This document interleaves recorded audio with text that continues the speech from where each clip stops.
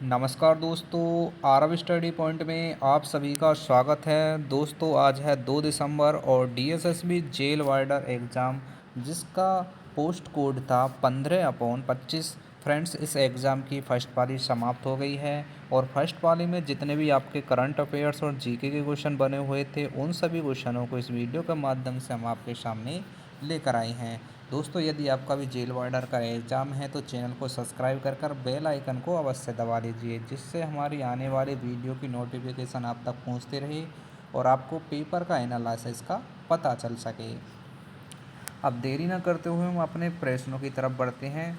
तो देखिए, फर्स्ट पाली का जो पहला प्रश्न था वो था, भारत में संघीय ढांचे की मजबूती हेतु केंद्र और राज्यों के बीच शक्तियों का विभाजन किस अनुसूची में विस्तृत रूप से दिया गया है। यह अनुसूची संविधान के निर्माण की एक महत्वपूर्ण विशेषता मानी जाती है। तो देखिए कौन सी अनुसूची थी ये, तो आंसर था इसका अनुसूची कौन सी थी, ये 7वीं अनुसूची। ऑप्शन था आपका ए सही। अब देखते हैं अगला क्वेश्चन क्या पूछा गया था। अगले क्वेश्चन में पूछा गया था, सिंधु घाटी सभ्यता में धातु उपयोग का प्रमाण अत्यधिक विकसित तकनीकी को दिखाता है। विशेषकर कांस्य निर्मित में किस धातु का प्रमुख उपयोग होता था। तो देखिए इसका राइट आंसर था ऑप्शन बी, टीन धातु का। आगे क्वेश्चन में पूछा गया था, भारतीय राष्ट्रीय आंदोलन में स्वदेशी आंदोलन बंगाल विभाजन के विरोध में शुरू हुआ। यह आंदोलन किस वर्ष व्यापक जन सहभागिता के साथ आरंभ हुआ था। तो राइट आंसर था इसका ऑप्शन बी, 1905 में। बढ़ते हैं अगले क्वेश्चन की तरफ। क्वेश्चन नंबर 4 में पूछा था, जलवायु परिवर्तन के अध्ययन में आईपीसी की रिपोर्ट वैश्विक नीति निर्धारण में अहम भूमिका निभाती है। आईपीसीसी किस संगठन द्वारा स्थापित किया गया था। तो आंसर था इसका ऑप्शन सी, डब्ल्यूएमओ तथा यूएनईपी के द्वारा। अगले क्वेश्चन में पूछा था, भारतीय न्यायपालिका में पीआईएल दायर करने का उद्देश्य जनहित की रक्षा करना है। इसे न्यायपालिका की सक्रियता का प्रतीक क्यों माना गया है या क्यों कहा गया है। तो आंसर था इसका ऑप्शन बी, न्याय तक सुलभ पहुंच, यानी कि ऑप्शन बी था इस क्वेश्चन का राइट आंसर। अब देखते हैं अगला क्वेश्चन क्या पूछा गया था। क्वेश्चन नंबर 6 में पूछा था, भारत का राष्ट्रीय आय अनुमान लगाने का मुख्य दायित्व किस संस्था पर है और यह वार्षिक रिपोर्ट के माध्यम से आंकड़े जारी करती है। तो आंसर था इसका option C, NSO.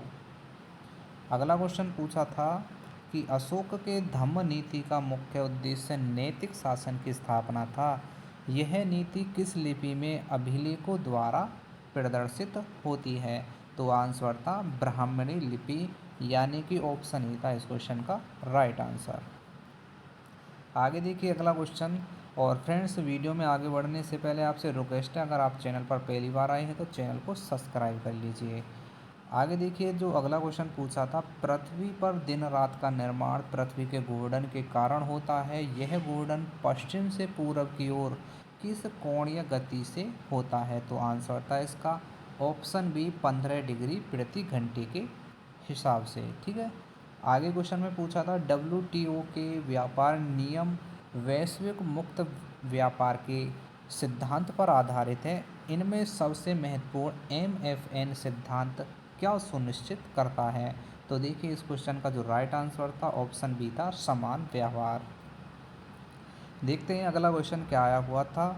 Question number 10 में पूछा था, भारतीय संविधान में अनुच्छेद 370 जम्मू कश्मीर को विशेष प्रावधान देता था। इसे किस वर्ष हटाया गया जिससे राज्य का पुनर्गठन हुआ। तो आंसर था ऑप्शन सी, 2019 में।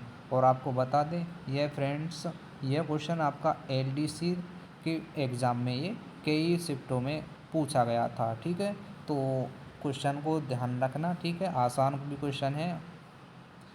आगे देखिए अगला क्वेश्चन, चुनाव आयोग द्वारा ईवीएम और वीवीपीएटी का उपयोग पारदर्शिता के लिए किया जाता है। वीवीपीएटी का मुख्य उद्देश्य मतदाता को किस प्रकार की सुविधा देना है। तो आंसर था सत्यापन, यानी कि ऑप्शन बी था इस क्वेश्चन का राइट आंसर। आगे देखिए अगला जो क्वेश्चन पूछा था, जलवायु क्षेत्रों के वर्गीकरण में कोपेन वर्गीकरण अत्यधिक उपयोगी माना जाता है। यह वर्गीकरण मुख्यतः किस तत्व पर आधारित है? तो आंसर था ऑप्शन बी, वर्षा पर।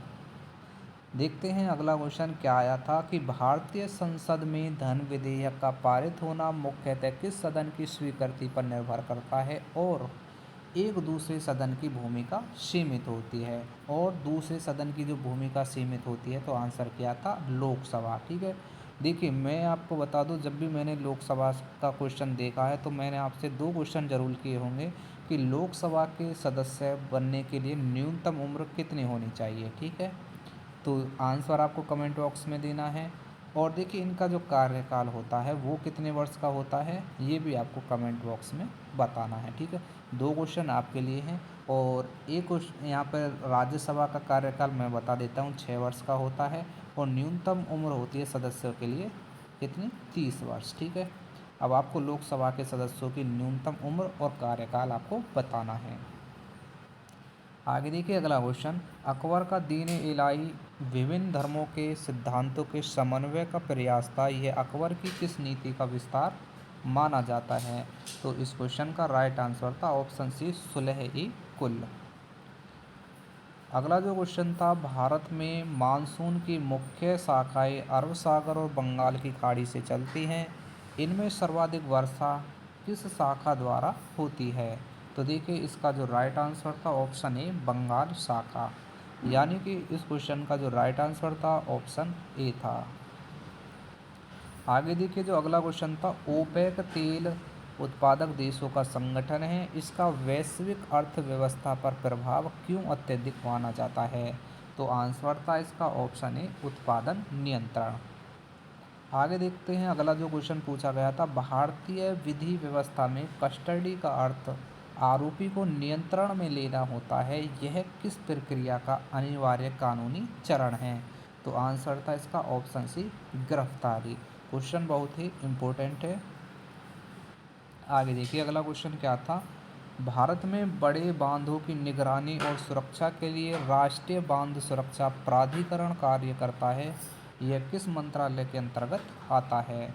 तो इसका जो राइट आंसर था वो था ऑप्शन बी, जल शक्ति मंत्रालय। ठीक है, अगला क्वेश्चन देखिए, क्वेश्चन नंबर 19 था, सेल्यूलोज पौधों की कोशिका भित्ति का मुख्य घटक होता है। यह किस प्रकार के कार्बनिक यौगिकों का उदाहरण है? तो आंसर था इसका ऑप्शन सी, कार्बोहाइड्रेट। ठीक है, आगे देखिए अगला जो क्वेश्चन आपकी परीक्षा में पूछा था, सभ्यता और संस्कृति के विकास में नदी घाटियाँ महत्वपूर्ण भूमिका निभाती हैं।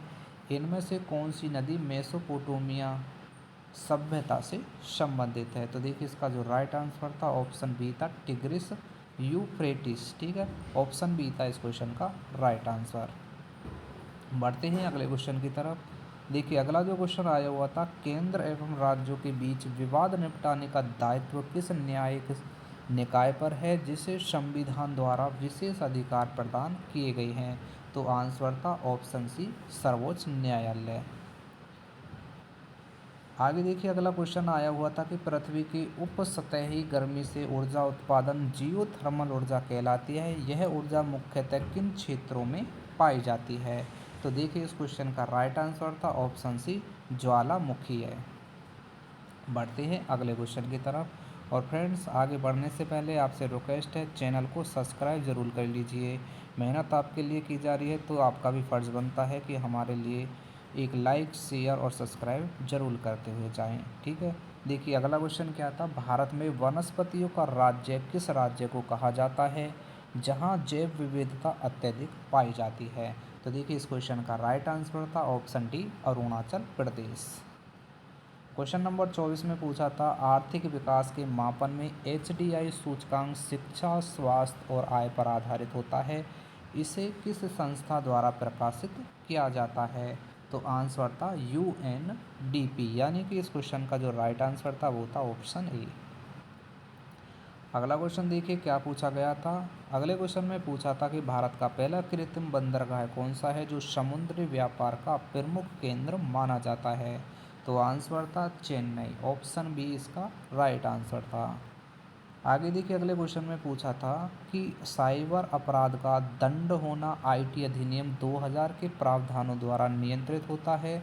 यह अधिनियम किस क्षेत्र की सुरक्षा सुनिश्चित करता है?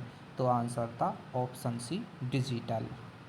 नेक्स्ट क्वेश्चन देखिए कि भारत के नक्शे में तिरछी रेखाओं में दिखाए गए क्षेत्र आमतौर पर किस विवाद का संकेत होते हैं? तो आंसर था ऑप्शन ए, सीमाई। क्वेश्चन नंबर 28, फसल विविधता कृषि स्थिरता का आधार है। यह किस प्राकृतिक कारण से सबसे अधिक प्रभावित होती है? तो आंसर था ऑप्शन बी, जलवायु। आगे देखिए अगला क्वेश्चन, नारायण पांडे समिति किस क्षेत्र के सुधार के लिए जानी जाती है जिसमें दंड संहिता को आधुनिक बनाने की बात की गई थी? तो देखिए इस क्वेश्चन का राइट आंसर था ऑप्शन बी, पुलिस सुधार। क्वेश्चन नंबर 30, भारतीय दंड संहिता आईपीसी में संशोधन के बाद नए अपराध प्रावधान किस नाम से जाने जाते हैं? तो आंसर था ऑप्शन सी, भारतीय दंड संहिता के नाम से जाने जाते हैं। आगे देखिए क्वेश्चन नंबर 31, देखिए डीएनए संरचना की खोज जीवन विज्ञान की सबसे बड़ी उपलब्धियों में मानी जाती है। इसे किस वैज्ञानिक जोड़ी ने प्रस्तुत किया? तो आंसर था इसका ऑप्शन बी, वॉटसन और क्रिक ने। आगे देखते हैं अगला क्वेश्चन। अगला क्वेश्चन था, दुनिया का सबसे बड़ा लोकतांत्रिक भारत है, यह विशेषता मुख्यतः किस सिद्धांत पर आधारित है? तो इसका जो राइट आंसर था ऑप्शन सी, सार्वभौमिक वयस्क मताधिकार, यानी कि क्वेश्चन का आंसर था ऑप्शन सी। ठीक है, अगला क्वेश्चन देखिए। और देखिए क्वेश्चन नंबर 33 था, सूर्य की ऊर्जा का मुख्य स्रोत कौन सी प्रक्रिया है जो अत्यधिक तापमान और दाब के कारण संभव है? तो देखिए इस क्वेश्चन का राइट आंसर था ऑप्शन बी, संलयन। देखिए पूछा था, भारत ने 2025 की शुरुआत में इसरो के माध्यम से एक नए हेवी लिफ्ट रेस्यूल लॉन्च व्हीकल के परीक्षण की घोषणा की, जिसका उद्देश्य अंतरिक्ष मिशनों की लागत कम करना बताया गया है। तो देखिए इसका जो राइट आंसर था वो था ऑप्शन बी, RLV-TD। ये था इस क्वेश्चन का राइट आंसर। क्वेश्चन नंबर 34 था, 2024 में भारत ने दुनिया का सबसे बड़ा ग्रीन हाइड्रोजन हब शुरू किया, जो नवीनीकरण ऊर्जा के भविष्य में महत्वपूर्ण कदम माना जा रहा है। यह किस राज्य में स्थापित है? तो देखिए इसका जो राइट आंसर था वो था ऑप्शन ए, गुजरात में। ठीक है, नेक्स्ट क्वेश्चन देखिए क्वेश्चन नंबर 35, 2025 में भारतीय रेल ने अपनी पहली हाइड्रोजन फ्यूल बेस्ड ट्रेन का सफल ट्रायल किया, जिसका उद्देश्य शून्य उत्सर्जन परिवहन को बढ़ावा देना है। तो कौन सा था इसका right answer? Vande Bharat H2। ठीक है, आगे देखिए अगला क्वेश्चन, भारत ने 2024 में डिजिटल पहचान सुरक्षा के लिए नया national digital identity framework launch किया, जिसका मुख्य उद्देश्य डेटा सुरक्षा को भरोसे को बढ़ाना है। तो आंसर था ऑप्शन सी, भारत ID। ठीक है, अगला क्वेश्चन देखिए, 2024 में आयोजित G20 शिखर सम्मेलन में भारत ने ग्लोबल साउथ कनेक्टिविटी प्रोग्राम का प्रस्ताव रखा, जिसका उद्देश्य विकासशील देशों के बीच सहयोग बढ़ाना है। तो आंसर था कनेक्टिविटी। ठीक है, ऑप्शन सी था इसका राइट आंसर। क्वेश्चन नंबर 38 था, भारत ने 2024 में आंतरिक क्षेत्र में नया मील का पत्थर हासिल करते हुए सौर मिशन आदित्य L1 को लाग्रेंज पॉइंट पर सफलतापूर्वक स्थापित किया, जो सूर्य की निगरानी करता है। तो आंसर क्या था इसका? L1। ठीक है, अगला क्वेश्चन था, दुनिया का पहला 6G टेस्ट बेड 2025 में भारत द्वारा लॉन्च किया गया, जिसका उद्देश्य भारत की अल्ट्रा फास्ट कनेक्टिविटी तकनीकी का परीक्षण करना है। तो आंसर क्या था इसका? बेंगलुरु। ठीक है, और देखिए जो अंतिम प्रश्न आपका करंट अफेयर्स का था, क्या था देखिए, भारत ने 2024 में चाइना को पीछे छोड़ते हुए दुनिया का सबसे बड़ा UPI डिजिटल पेमेंट इकोसिस्टम स्थापित किया, जिसने लेन देन रिकॉर्ड को नई ऊंचाई दी। तो कौन सा था वो? ये रिकॉर्ड कितना था? ऑप्शन सी 20 अरब का। ठीक है, तो फ्रेंड्स ये थे आपके 2 दिसंबर की फर्स्ट पाली में डीएसएसबी जेल वार्डर एग्ज़ाम में जो क्वेश्चन पूछे गए थे। ठीक है, तो फ्रेंड्स जाते जाते आपसे रिक्वेस्ट है, अगर चैनल पर पहली बार आए हैं तो चैनल को सब्सक्राइब ज़रूर करते हुए जाइए। ठीक है, अब मिलते हैं नेक्स्ट वीडियो में।